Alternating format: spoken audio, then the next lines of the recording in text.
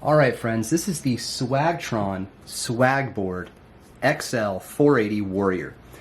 And I explicitly requested that Swagtron send me this one because it's better geared for adults, being that it's the XL model. It's also the off-road model. It has music sync, ground effects, 8-inch wheels, and the ability to go off-road to a degree. I needed all of that, well, except for the music part, but I needed a lot of these features because of just my size. You know, I'm 6 feet tall, 190 pounds, and I couldn't just go to the toy store and get some kind of like, you know, weak hoverboard.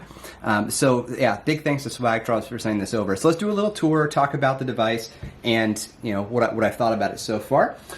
So let's get some things out of the way that are on the website. So this is $220, but you can probably get it on sale from time to time. I'm looking directly at swagtron.com.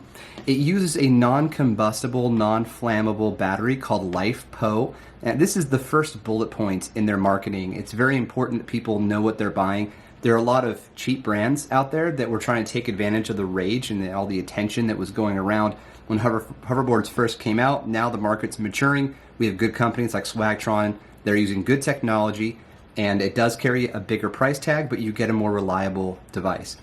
These have 8-inch off-road maintenance-free infinity wheels.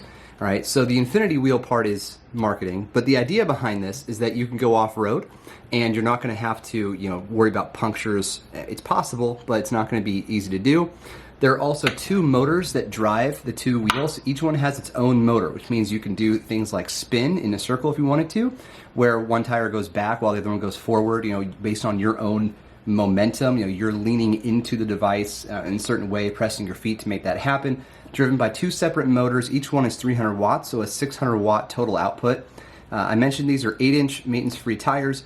This device can reach up to 8 miles per hour, right? So part of what you get in that XL nomenclature is the ability to carry someone who's heavier, like myself. Up to 220 pounds is the recommended load, but you also get more horsepower as a result.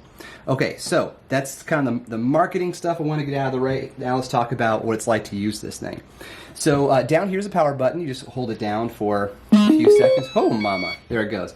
So it's a little bit loud, but it boots up, it balances itself, and right now it's on an uneven table, so that's why it's moving forward. But yeah, that's how it works. You get lights on the deck, and a battery indicator, a speed indicator, and that's about it. Oh, the outsides, that's right. So the wheels, now this is just sort of a default pattern, like a rainbow rotation of different colors. You know, it's kind of like getting a gaming laptop and not tuning the keyboard. But eventually, once you connect your phone or your Bluetooth device, you can send music through this. It's going to detect the music, and then it's going to change colors and has ground effects and that type of thing, which is really cool.